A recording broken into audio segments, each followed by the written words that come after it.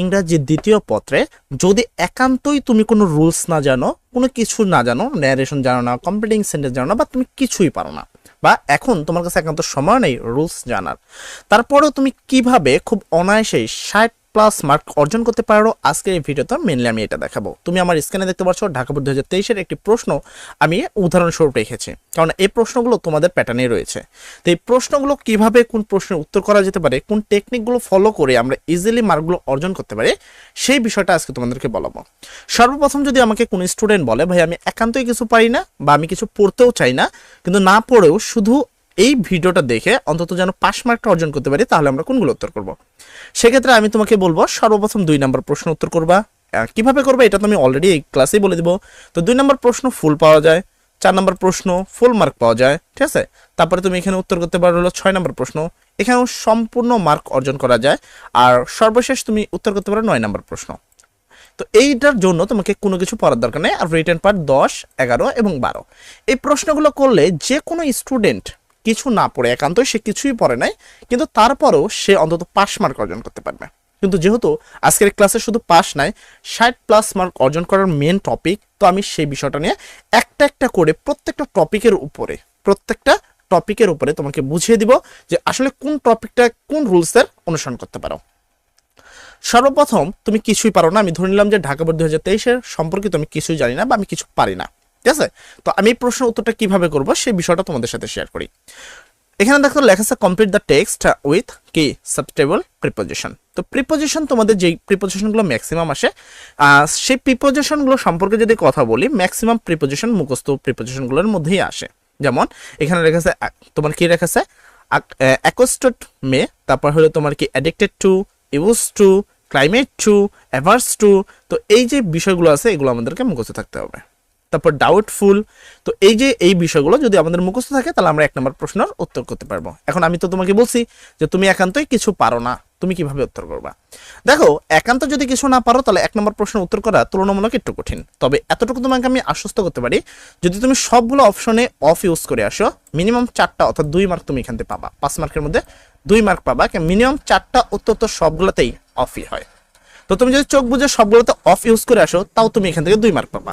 তবে আমি তোমাকে রিকমেন্ড করবো, আমি ভিডিও শেষে একটা পিডিএফ দিয়ে দিবা প্রিপোজিশন, একটু কষ্ট করে পড়ে নিও। যদি আমি পড়তে না করছি, বাট পড়ে নিলে হয়তো বা তুমি এই 1 নম্বর প্রশ্ন উত্তর করতে পারবা। তবে আমি ধরে নিলাম যে আমাদের দুর্বল স্টুডেন্ট এই প্রশ্ন উত্তরটা বেশিরভাগ করতে পারবে না, তারা সব জায়গায় অফ ইউজ করবে, তার জন্য অন্তত তারা 2 মার্কটা পাবে। তো দেখো এখানে লেখা আছে কি অ্যাকোস্টোমেট, উত্তর হবে কি টু, অ্যাকোস্টোমেট টু। এটা একটা ফ্রেজ অফ প্রিপোজিশন যেটা আমাদের মুখস্থ। তারপর কি অ্যাডিক্টেড টু, এটাও একটা মুখস্থ প্রিপোজিশন। তার মানে এখানে কি আছে ক্লাইনিংস টু, তো এটাও আমাদের কি ফুলফিল মুখস্থ।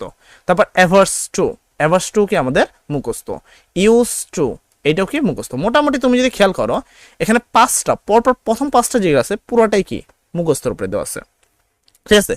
তারপরে তুমি এইখানে যদি খেয়াল করো হিজ সাকসেস এই লেখা আছে, এটা একটা বলা হয় পজিটিভ, মানে হিজ, আওয়ার, তারপর কি ইওর, এগুলো হলো বলা হয় কি পজিটিভ। আশা করি এতটুকু জানো। যদি কোনো পজিটিভের আগে যদি গ্যাপ থাকে, ঠিক আছে, যদি কোনো পজিটিভের আগে যদি কোনো গ্যাপ থাকে তাহলে সেখানে অফ হয়। যেখানে হিজ সাকসেস আছে তার মানে এটা পজিটিভের আগে গ্যাপ থাকার কারণে এখানে তুমি নিঃসন্দেহে বলতে পারো যে এখানে অফ হবে, ঠিক আছে। আমি টেকনিক বুঝাচ্ছি তোমাকে যে কোথায় কি হয়। তো এই পরবর্তীটা যদি দেখো এখানেও কিন্তু হিজ ডিউটিস আছে। তো হিজ তো এখানেও তোমার কি তোমার যেটা আছে পজিটিভ হওয়ার কারণে এইখানেও তোমার হবে কি অফ। তারপর দেখো এইখানেও আছে হিজ ডিউটিস, তো এখানেও কি হবে, এখানেও তোমার হবে অফ। কথা ক্লিয়ার? তো আমাদের প্রথম পাঁচটা তো মুখস্থ ছিল, এই 3টে আমরা ইজিলি করতে পারি, যেহেতু এখানে পজিটিভ আছে, পজিটিভ থাকলে সেখানে উত্তরটা হবে অফ, পজিটিভ থাকলে সেখানে উত্তর হবে কি অফ। মধ্যে দিয়ে আমরা যদি না পারি, এখানে দেখো হিজ আছে, এখানেও হিজ আছে, তার মানে হিজ ট্যালেন্ট, এখানেও তাহলে উত্তরটা হবে কি, এখানেও তার উত্তরটা হবে কি অফ, ঠিক আছে। তাহলে এখানেও এই যে এস নাম্বার যে উত্তরটা আছে সেটাও কি অফ হবে। তাহলে বাকি রইল শুধু এটা, হি বিহেভস ওয়েল ড্যাশ কি অল। তো এই একটা তুমি পারবা না। তুমি যদি এই টেকনিকটা ইউজ করো তাহলে আমি এই টেকনিকটা মূলত তোমাকে কি শিখালাম, প্রথমত কিছু মুখস্থ পিডিএফ থাকা উচিত, যেটা আমি তোমাকে ভিডিও শেষে দিয়ে দিব। এটা যদি মুখস্থ থাকে তুমি এমনি নর্মালি 5টা তো উত্তর দিতেই পারবা, কেমন 4-5টা থাকে একবারে মুখস্থ। আর যদি কোনো কিছুর সাথে প্রিপোজিশন থাকে, যেমন হলো তোমার positive case, our, your, his, her, এগুলো যদি থাকে তাহলে তার পূর্বে বসে অফ। মোটামুটি একটা ক্লিয়ারলি ধারণা দেওয়ার চেষ্টা করলাম। তো এখানে 5-এর মধ্যে তুমি যদি এই ধারণাটি অর্জন করার জন্য মুখস্থ করবে না, শুধু এই ধারণাটুকু অর্জন করে নিবা, তার মধ্যে আমি তোমাকে গ্যারান্টি দিতে পারবো যে এখান থেকে তুমি 3 অর্জন করতে পারবা। ঠিক আছে, 4টা তো পারবা না, যেহেতু 4টা তো মুখস্থই থাকে। তুমি শুধু এতটুকু ধারণার উপরে 3 মার্ক অর্জন করতে পারবে এই নিয়ে আসে। আর এবার 2 নম্বর প্রশ্ন আসে। 2 নম্বর প্রশ্ন তুমি খুব অনায়াসে মানে 100% মার্ক পাবা, 100%, এখানে কোনো সন্দেহ নাই। তো এখানে বেশ কিছু ওয়ার্ড থাকে যেগুলো আমরা ইজিলি উত্তর করতে পারি। প্রথমে তুমি যদি দেখো এখানে মানে আমি কিছুগুলো আগে যেগুলো শর্টকাটলি ইজিলি বোঝা যায় সেটা, যেমন এখানে আছে দেন, আছে কি আছে দেন, কোনো গ্যাপের পরে যদি দেন থাকে, কি এখানে একটা গ্যাপ আছে, গ্যাপের পরে দেন আছে, তারপর অন্য কথা আছে। তো কোনো গ্যাপের পরে যদি দেন থাকে তাহলে উড রেদার হয়, তার মানে এই 2 নম্বর প্রশ্নের উত্তর হবে উড রেদার। ইজিলি কথা কি আছে, কোনো একটা গ্যাপ আছে, গ্যাপের পরে কি আছে দেন আছে। তো এরকম মানে একটা ওয়ার্ডের একটা লাইনের মধ্যে যদি একটা গ্যাপ দিয়ে দেন দিয়া ওই লাইনে মানে ফুল স্টপের আগে যদি কিছু লেখা থাকে তাহলে আমরা এখানে ইজিলি বসাতে পারি উড রেদার। ঠিক আছে, উড রেদার বসে গেল। তারপরে তুমি দেখো এখানে কোশ্চেন মার্ক আছে এবং এখানে ফার্স্টে গ্যাপ আছে। প্রথমে গ্যাপ এবং লাস্টে যদি কোশ্চেন মার্ক থাকে, এখানে 3টা জিনিস বসে। প্রথম উড ইওর মাইন্ড, ঠিক আছে, প্রথম বসে কি would your mind, what's it like, তারপর হলো হোয়াট ইফ। তো এখানে যদি অপশন নেই খেয়াল করি, এই অপশনগুলোর মধ্যে তুমি যদি দেখো হোয়াট ইজ লাইক আছে, উড ইওর মাইন্ডও নাই, অথবা তোমার যে পরবর্তী হোয়াট ইফ এটাও কিন্তু এখানে নাই। তার মানে এখানে ইজিলি এই প্রশ্নের উত্তরটা কেবে হোয়াটস ইট লাইক। ঠিক আছে, হোয়াটস ইট লাইক তোমার কি ওয়াচিং এ, এই উত্তরটা আমাদের হয়ে গেল। তো আমি এখানে 2টার উত্তর কিন্তু অনায়াসে করতে পারলাম। কি প্রথমে কি যদি কোনো প্রথমে গ্যাপ থাকে এবং লাস্টে দেন থাকে তাহলে সেটা নিঃসন্দেহে কি হবে উড রেদার হবে, এটা তুমি 100% ধরতে পারো। প্রথমে গ্যাপ আছে, লাস্টে ফুল স্টপ আছে, মানে কি প্রশ্নবোধক আছে, সেক্ষেত্রে উত্তর 3টা হতে পারে, would your mind, what's it like, অথবা কি হোয়াট ইফ। তো অপশনে যেহেতু একটাই আছে তো আমার এইটা উত্তর হয়ে গেল। তারপরে দেখো আমি এই প্রশ্নটার উত্তর করবো। এখানে 2টা গ্যাপ আছে, কয়টা গ্যাপ আছে, 2টা গ্যাপ এবং কোশ্চেন মার্ক আছে। মনে রাখবো যে 2টা গ্যাপ এবং কোশ্চেন মার্ক থাকলে হোয়াট ডাজ লুক লাইক এই ওয়ার্ডটা এখানে বসে। তো যেহেতু এখানেও গ্যাপ আছে, এখানেও গ্যাপ আছে এবং কোশ্চেন মার্ক আছে, তাহলে এই 3 নম্বর উত্তর হবে হোয়াট ডাজ লুক লাইক। মানে আমি সবচেয়ে সহজগুলো আগে দেখাচ্ছি। দেন থাকলে মানে প্রথমে গ্যাপ লাস্টে দেন থাকলে উড রেদার। ঠিক আছে, প্রথমে গ্যাপ লাস্টে কোশ্চেন মার্ক থাকলে তাকে বলা হয় what if, what's is like, would your mind. ঠিক আছে, আর 2টা গ্যাপ থাকলে এবং কোশ্চেন মার্ক থাকলে সেখানে হবে হোয়াট ডাজ লুক লাইক। হয়ে গেল মোটামুটি আমাদের ক্লিয়ার। আচ্ছা, তারপরে যদি কোনো তারিখ, কোনো সাল এই ধরনের কোনো কথা থাকে, যেমন এখানে আছে 16 ডিসেম্বর 1971 সাল। তো যদি এই ধরনের কোনো সাল বা কোনো তারিখ উল্লেখ থাকে সেক্ষেত্রে হয় ওয়াজ ব্রন। কি কোনো সাল বা কোনো তারিখ যদি উল্লেখ থাকে সেক্ষেত্রে হয় কি ওয়াজ ব্রন। তার মানে এই যে 2 নম্বর যে প্রশ্নটা আছে, কত নম্বর এটা, জি নাম্বার, কত নম্বর, জি নাম্বার, তাহলে এই জি নাম্বার উত্তর আমরা কি দিব ওয়াজ ব্রন। কারণ এখানে তারিখ আছে। আমি কিন্তু একটাতেও দেখো মিনিং পড়তেছি না, দেন দেখে বুঝতে পারলাম যে এখানে উড রেদার হবে।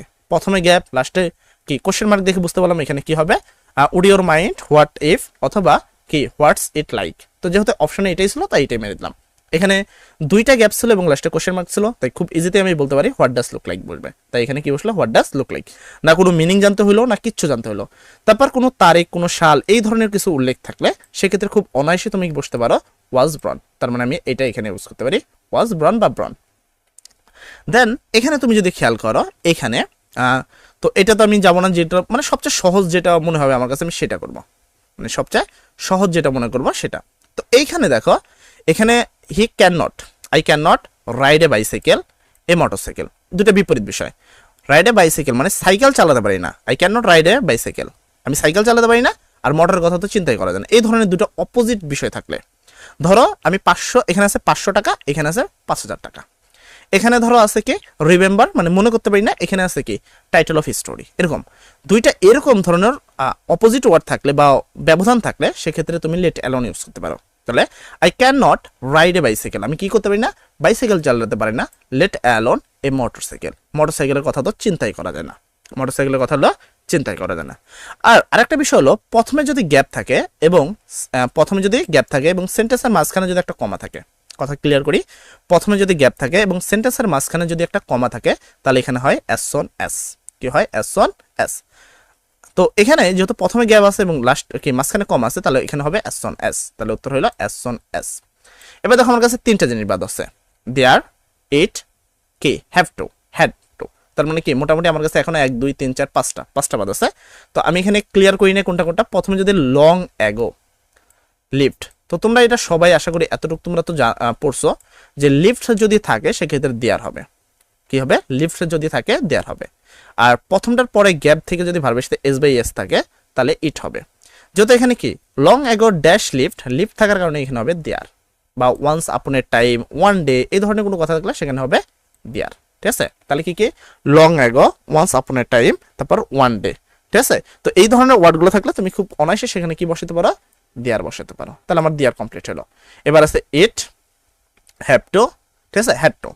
ইট কোথায় বসে, ইট হলো প্রথমে যেটা গ্যাপ আছে, প্রথমে যেখানে গ্যাপ আছে। আচ্ছা এখানে তুমি যদি খেয়াল করো এটা 2 নম্বরে গ্যাপ আছে, এখানে খেয়াল করলে এখানে 2 নম্বরে গ্যাপ আছে, এইখানে দেখো এখানে প্রথমে গ্যাপ আছে।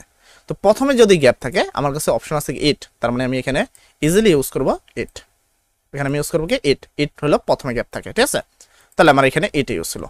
বাকি রইলো হ্যাভ টু আর হ্যাড টু। এটা ডিপেন্ড হলো তোমার কি মিনিং এর সাথে একটু আসতে হয়। যেমন এসে time is very valuable, time কি খুবই মূল্যবান। We dash until time properly, আমাদের কি করা উচিত, আমাদের সময়ের সঠিক ব্যবহার করতে হবে। ঠিক আছে, তাহলে আমরা এখানে কি লিখবো, উই হ্যাভ টু, এটা আমাদের বাধ্যতামূলক করা উচিত। উই হ্যাভ টু কি আনটিলাইজ টাইম প্রপারলি। তো এইটা তোমাকে একটু বুঝতে হবে, মানে প্রথমটা যেটা আছে। ঠিক আছে, তো কি টাইম ইজ ভ্যালুয়েবল, কি ভেরি ভ্যালুয়েবল, সময় খুবই মূল্যবান। এই দেখো মাত্র 2টা পারলা না, এছাড়া মোটামুটি এই 2টা ছাড়া, এই যে হ্যাভ টু আর হ্যাড টু ব্যতীত বাকিগুলো ইজিলি শুধু টেকনিকের সাহায্যে তুমি করতে পারবা, এটা নিয়ে তোমার কোনো মাথা ব্যথা নাই। তো বাকি হলো হ্যাভ টু আর হ্যাড টু, এটা একটু মিনিং এর সাথে আসতে হয়। Time is very valuable, time কি সময় খুবই মূল্যবান, সেক্ষেত্রে আমি কি এখানে ইউজ করবো হ্যাভ টু। আর একটাই অপশন আছে, তার মানে এখানে কি ইট ইজ উইন্টার, এটা হলো শীতকাল, you had better buy a coat, তোমার একটা কি কোট কেনা উচিত, বা তোমার একটা কোট কিনলে ভালো হয়। তো এই তো এইভাবে আমরা 2 নম্বর প্রশ্ন শুধুমাত্র টেকনিকের সাহায্যে অনায়াসে কি করতে পারি, কভার করতে পারি। আচ্ছা, তারপরে চলে যাবো আমাদের 3 নম্বর প্রশ্ন। 3 নম্বর যে